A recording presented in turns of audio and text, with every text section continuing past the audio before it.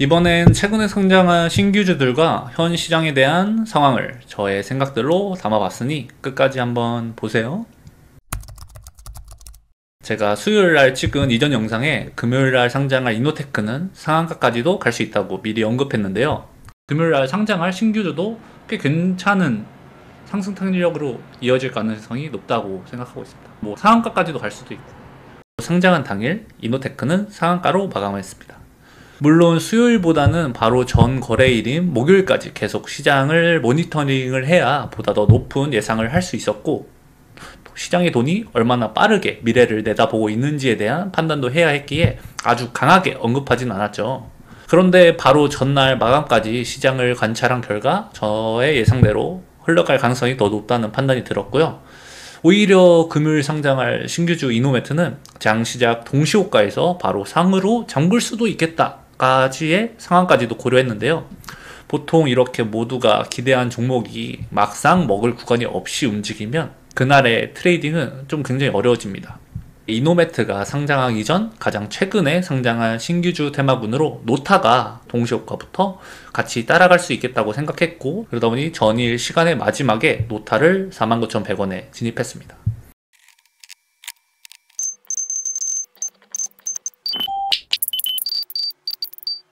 그러고 괜찮게 대응해서 오늘 노타에서 300만원 정도 수익이 났고요. 아무튼 이런 관점들이 길어지다 보면 그게 스윙이 되고 투자까지 이어지는 건데요. 그래서 우리는 단순히 한 가지만 봐야 되는 것이 아닌 패턴, 모멘텀, 시황까지 알고 공부를 해야 되는 겁니다.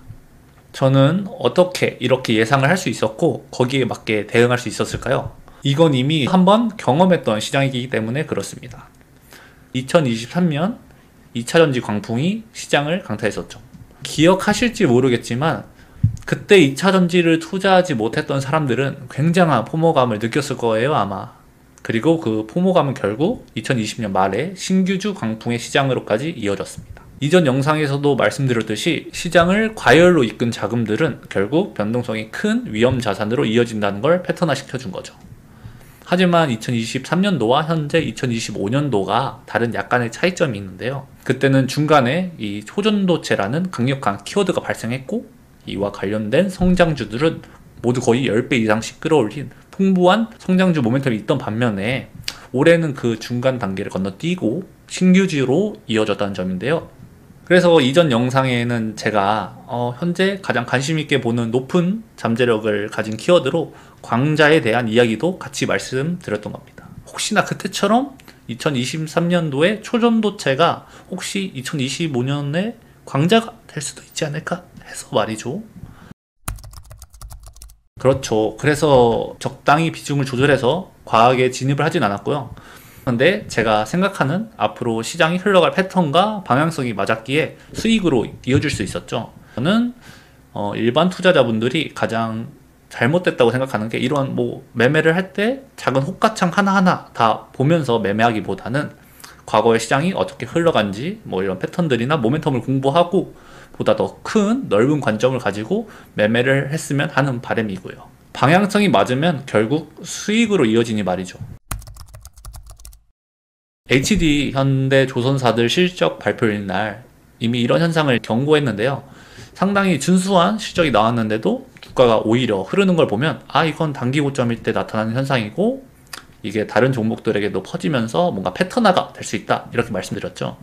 지수가 고점에서 하락으로 전환할 때 나타나는 몇 개의 패턴이 있었는데, 대표적으로 괜찮은 실적이 나왔는데도 주가가 흐르는 HD 현대조선사 애들 기업들 봤을 때 그런 패턴이 보였고, 미리 제 영상을 본 APR 주주분들이 계셨다면 이거 그때 걔가 말한 그거네 라고 하면서 그래도 일부 비중을 좀 정리하거나 대응을 좀 미리 준비하셨을 수 있을 거라도 생각합니다. 주식이란 게 모든 게 다 재무제표, 실적 이런 걸로 돌아가진 않거든요.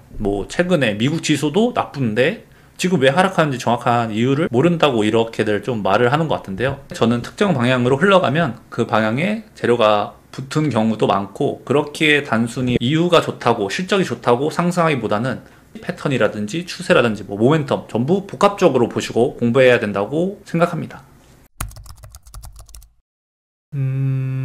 국내 증시의 방향성은 뭔가 지금 한국 이 시장, 주식 시장을 상승으로 끌고 갈 모멘텀이 뚜렷하게 보이지는 않다 보니 이럴 때는 미국의 시장의 역할이 좀 중요해지거든요. 아무래도 한국 시장과 이 미국의 시장이 커플링이 되고 있는 부분이 있다 보니. 그렇다고 또 지금 미 증시가 엄청 빠질 거냐라고 생각하면은 거기에 대한 부분 좀 관망해야 된다 이렇게 생각하는데요.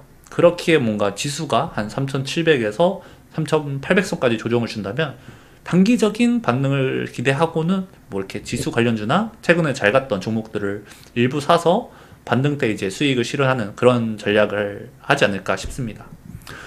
그리고 확실히 시장에 돈이 이렇게 많을 때는 그의 예상되는 반응이 점점 빨라지는 것 같아요. 이미 학습된 경험을 통해서 시장의 돈들도 이걸 알고 이미 움직이는 거라고 생각하는데요. 2000년 닷컴 버블 붕괴, 뭐 2008년 서브프라임발 금융위기, 그리고 2020년 코로나 팬데믹, 이때 모두 주식시장이 폭락했지만 회복 속도는 점차 빨라지고 있죠. 시장의 템포가 빨라진 만큼 시장의 반응도 더 빠르게 움직일 것 같습니다. 예를 들어 뭐 저점이라고 생각하면은 다시 강하게 반등할 테고, 고점이라고 생각하면 다시 강하게 하락할 테고, 이런 식으로 말이죠. 근데 아직까지는 뭔가 이제 지수에 대한 방향성은 딱히 보이지 않아서 그냥 관망적인 입장이고요. 그럼 오늘 영상이 많이 도움이 되셨으면 좋겠고요. 구독과 좋아요 한 번씩만 부탁드릴게요. 안녕.